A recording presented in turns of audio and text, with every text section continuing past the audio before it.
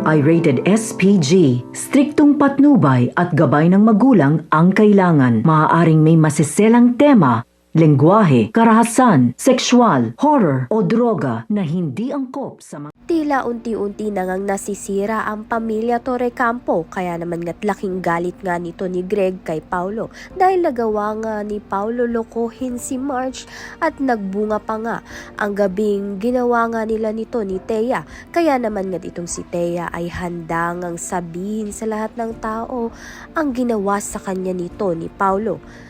Kung inaakala nga ni Marge na mabuting asawa sa kanya itong si Paulo, lingid nga sa kaalaman nga niya na nagawa na ngang lokohin ni Paulo itong si Marge dahil naakit nga siya dito kay Thea. Sa kabilang banda naman nga, nagpropose na nga itong si Edward kay Thea.